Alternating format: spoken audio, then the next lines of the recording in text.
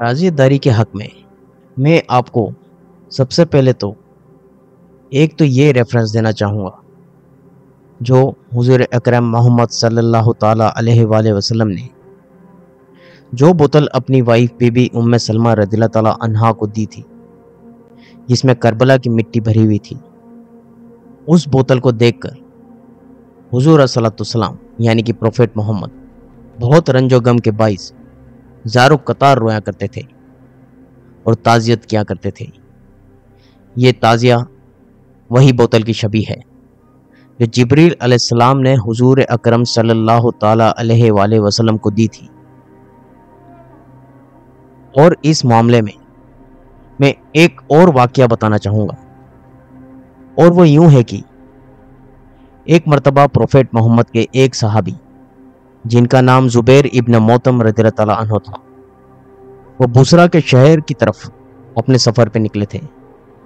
وہاں انہیں کچھ عیسائی لوگ ملتے ہیں۔ وہ عیسائی لوگ عربی بولنا بہت اچھے سے جانتے ہیں۔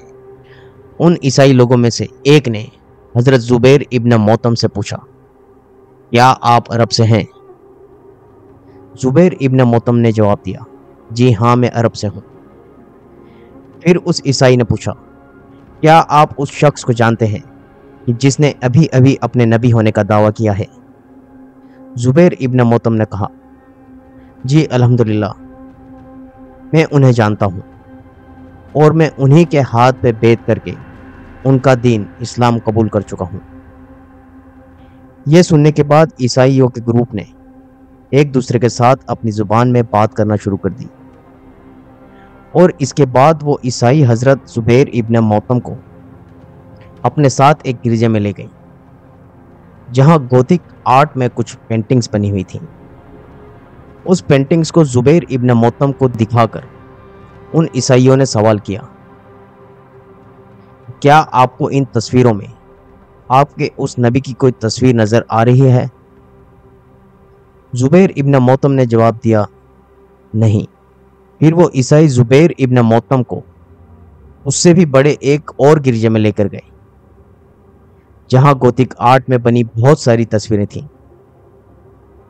ان تصویروں کو دکھا کر ان عیسائیوں نے پھر وہی سوال کیا۔ اس وقت حضرت زبیر ابن موتم نے ان تصویروں کو بڑی غور سے دیکھا، اور اچانک انہیں حضور اکرم محمد صلی اللہ تعالی علیہ وآلہ وسلم کی تصویر نظر آئی، اور ان کا دامن پکڑ کے کھڑے ایک اور شخص کی تصویر نظر آئی جو حضرت ابو بکر کی طرح نظر آ رہے تھے۔ یہ دیکھ کر حضرت زبیر ابن موتم خاموش ہو گئے، جس کے بعد ان عیسائیوں نے پھر پوچھا، کیا اب آپ کو آپ کے نبی ان تصویروں میں نظر آئے؟ زبیر ابن موتم نے جواب دیا، جی ہاں مجھے نظر آئے، اور یہ کہہ کر وہ خاموش ہو گئے۔ زبیر ابن موتم کی خاموشی کو وہ عیسائی محسوس کر گئے، اور انہوں نے پوچھا کہ کیا یہ وہی ہیں؟ زبیر ابن موتم نے جواب دیا، ہاں یہ وہی ہیں، باخدا یہ وہی ہیں۔ تب ان عیسائیوں نے جواب دیا کہ یہ اللہ کے نبی ہیں جو تم لوگوں میں معبوز ہو چکے ہیں۔ اس کے علاوہ ایک اور واقعہ منظر عام پر آتا ہے۔ یہ واقعہ حضرت ابو بکر صدیق رضی اللہ تعالیٰ عنہ کی خلافت کے دور کا ہے، جب دو اور صحابیوں کو رومن یا بیزنٹائن امپائر کی طرف سفیر بنا کر بھیجا گیا۔ اس وقت وہاں ہرکلیوس امپائر کی حکومت تھی، اور اس امپائر کے بادشاہ کا نام ہرکیول یا ہرکلیس تھا۔ جو دو صحابی تھے ان میں سے ایک کا نام تھا حضرت ہشام ابن عاص نعمی رضی اللہ تعالیٰ عنہ، اور ایک اور صحابی۔ یہ دو صحابی بیزنٹائن امپائر میں سفیر بن کے پہنچتے ہیں۔ دونوں صحابی محل کے پاس پہنچتے ہیں اور زور سے لا الہ الا اللہ پکارتے ہیں، اور وہاں ان کی آواز گونج اٹھتی ہے۔ ان صحابیوں کو بادشاہ ہرکیول کے سامنے لے جایا جاتا ہے۔ ہرکیول فوراً اشارہ کر کے کہتا ہے کہ ان عربیوں سے بات کرو، لیکن ان صحابیوں نے کسی نمائندے سے بات کرنے سے انکار کر دیا، اور وہاں پھر سے زور سے وہ صحابی لا الہ الا اللہ پکارتے ہیں۔ ہرکیول بہت اچھے سے عربی زبان کو جانتا تھا اور سمجھتا تھا۔ ان صحابیوں کی اس بات کو سن کر وہ ہنسنے لگا اور خاموش ہو گیا۔ کچھ طویل گفتگو کے بعد ہرکل نے ان صحابیوں سے کہا کہ میں چاہتا ہوں کہ تم کچھ دن میرے محل میں ٹھہرو۔ اور یوں وہ صحابہ ہرکل کے محل میں 3 دن ٹھہرتے ہیں، لیکن چوتھے دن ہرکل نے ایک بار پھر سے ان دونوں کو بلایا، اور اس بار ہرکل کے پاس سنہرے رنگ کا ایک بے حد بیش قیمتی دکھائی دینے والا صندوق پڑا تھا، جس میں کافی سارے چھوٹے چھوٹے دروازے اور سیکشنز بنے ہوئے تھے۔ جس کے بعد ہرکل نے اس صندوق کے ایک سیکشن کو کھولا اور اس میں سے کالے ریشم سے بنا ایک کپڑا نکالا، جس میں سفید داغوں سے ایک تصویر بنی ہوئی تھی، جس تصویر میں لمبے قد اور انتہائی گہرے بالوں والے ایک شخص نظر آ رہے تھے۔ ہرکل نے وہ تصویر ان صحابہ کو دکھائی۔ کیا تم اس شخص کو جانتے ہو؟ یہ جو تصویر بنی ہوئی تھی وہ ایک ٹیپسٹری آرٹ میں بنی ہوئی تھی۔ وہ تصویر آدم علیہ السلام کی تصویر تھی۔ اس طرح ہرکل نے ان صحابہ کو نوح علیہ السلام، ابراہیم علیہ السلام کی تصویر دکھائی، اور پھر ہرکل نے اس صندوق کے ایک سیکشن سے ایک وائٹ سلک پہ بنی ایک تصویر دکھائی۔ اس تصویر کو دیکھتے ہی وہ دونوں صحابہ چلا اٹھے کہ یہ تو ہمارے حضور اکرم محمد صلی اللہ تعالی علیہ وآلہ وسلم کی تصویر ہے۔ یہ سن کے ہرکل، جو اس صندوق کے پاس کھڑا تھا، وہ اپنی ہی جگہ پر بیٹھ گیا اور کہنے لگا کہ کیا واقعی میں نے تو یہ تصویر کو سب سے آخر میں دکھانا تھا، لیکن میں تو دیکھنا چاہتا تھا کہ تم اس تصویر کو دیکھ کے کیا کہتے ہو۔ اور ہرکل پروفیٹ محمد یعنی کہ محمد صلی اللہ تعالی علیہ وآلہ وسلم کی تصویر کو بہت دیر تک دیکھتا رہا۔ حضرت ہشام رضی اللہ تعالیٰ عنہ کہتے ہیں کہ آپ صلی اللہ علیہ وسلم کی تصویر اتنی ریئلسٹک تھی کہ اس تصویر کو دیکھ کے ایسا لگ رہا تھا کہ جیسے ہم انہیں خود وہاں کھڑا دیکھ رہے ہوں۔ حضور صلی اللہ علیہ وسلم کی تصویر کو دیکھ کر ان صحابہ کو دوسرے نبیوں کی تصویر پر یقین اور تجسس ہونے لگا، کیونکہ اب تک دونوں صحابہ بادشاہ ہرکل کی کسی بھی بات کو سچ نہیں مان رہے تھے۔ جس کے بعد دونوں صحابیوں نے اور تصویر دکھانے کی ریکویسٹ کی۔ بادشاہ ہرکل نے اور نبیوں کی تصویریں دکھائیں، جن تصویروں میں موسیٰ علیہ السلام، ہارون علیہ السلام، سلیمان علیہ السلام، داؤد علیہ السلام، عیسیٰ علیہ السلام اور دیگر نبیوں کی تصویریں دکھائیں۔ اور یہ ساری تصویریں دیکھ کر صحابہ کافی دیر تک خاموش بیٹھے رہے، جس کے بعد ان صحابہ نے بادشاہ ہرکل سے ایک سوال کیا کہ ہم نے اپنے نبی کو تو دیکھا ہوا ہے، اور تصویر میں وہ بالکل ویسے ہی ہیں جیسے ہم نے انہیں دیکھا ہے، لیکن باقی تصویروں پر ہم کس طرح یقین کریں؟ کیا تمہیں لگتا ہے کہ وہ بھی سچ ہے؟ اگر یہ سچ ہے تو ہرکل، یہ تمہارے خزانے کا سب سے بڑا خزانہ ہے۔ اس بات کا جواب بادشاہ ہرکل نے یوں دیا: حضرت آدم علیہ السلام نے دعا مانگی تھی کہ انہیں اپنی اولاد میں سے پیدا ہونے والے ہر نبی کی صورت دکھا دی جائے، اور تب ان پر ریشم پر بنی یہ تصویریں نازل ہوئی تھیں۔ اور یہ تابوت حضرت ذوالقرنین کو اس جگہ سے ملا تھا کہ جہاں سورج کالے کیچڑ میں غروب ہوتا ہے، اور وہاں اس تابوت کے ساتھ حضرت آدم علیہ السلام کا اور بھی خزانہ تھا کہ جو حضرت ذوالقرنین نے لے لیا تھا۔ اور یہ تصویر حضرت ذوالقرنین نے حضرت دانیال علیہ السلام کو دی کہ جنہوں نے ان تصویروں کی ایگزیکٹ کاپی ریشم کے کپڑوں پر ٹیپسٹری آرٹ میں بنا کر اپنے پاس محفوظ کر لی۔ اور یوں دانیال علیہ السلام سے یہ تصویریں ہم تک پہنچی ہیں، اور میں تمہیں یقین دلاتا ہوں کہ تم ان تصویروں کی سچائی پر اعتبار کر سکتے ہو۔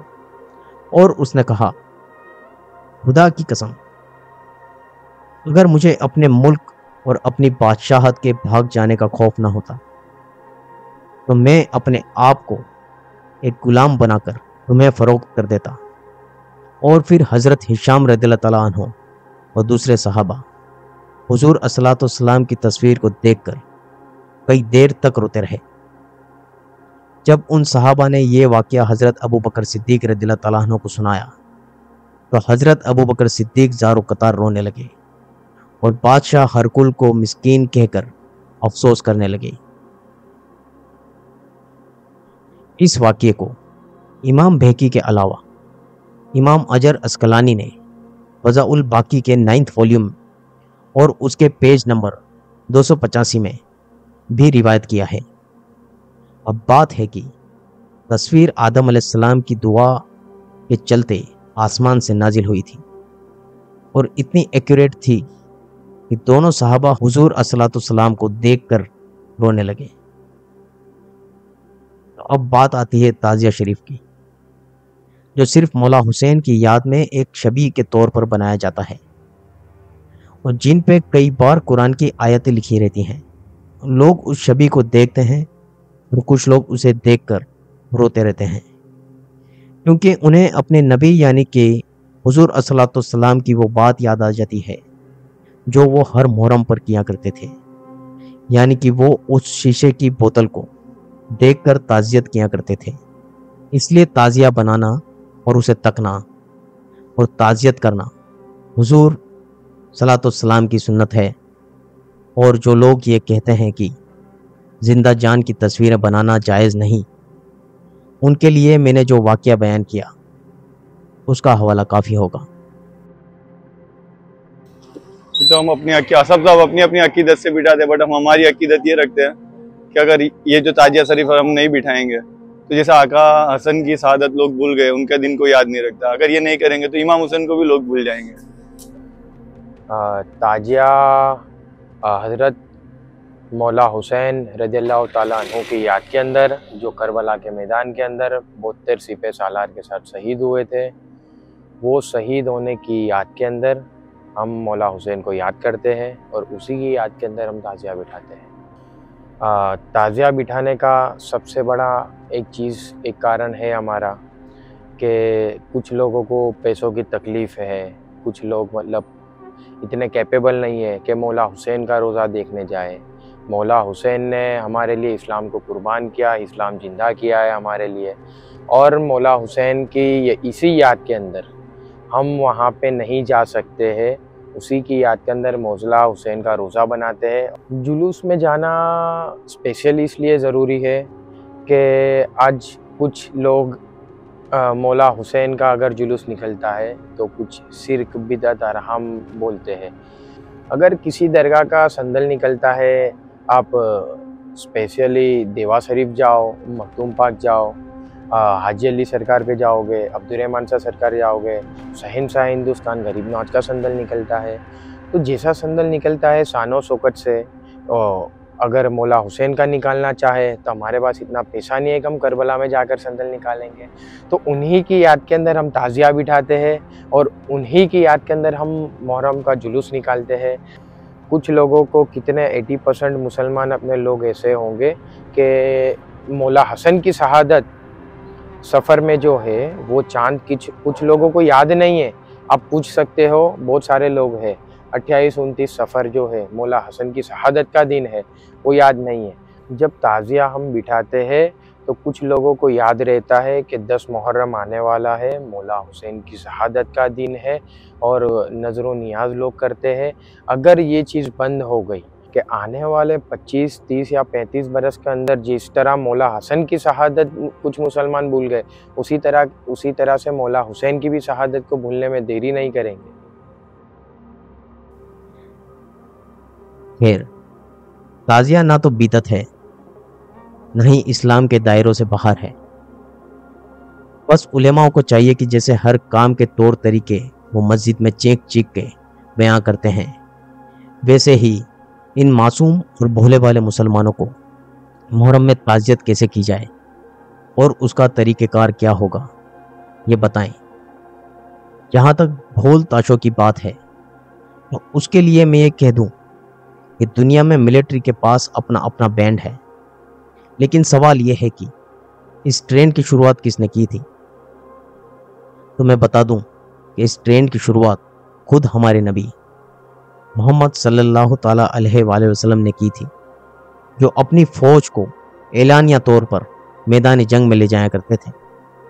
جب مسلمانوں کی فوج میدان جنگ کی طرف بڑھتی تھی تو اس فوج کے سب سے آگے ایک نوبت بجائی جاتی تھی، جو مسلمانوں کی طرف سے خود کے آنے کا اعلان تھا، جو دشمنوں کے سینے تھرانے کے لیے کافی تھا۔ مجھے امید ہے کہ میری یہ محنت رائے گاہ نہیں جائے گی، اور میں نے جو باتیں سمجھانے کی کوشش کی ہیں وہ میرے کئی نوجوان مسلمان بھائیوں اور بہنوں کو سمجھ آئے گی۔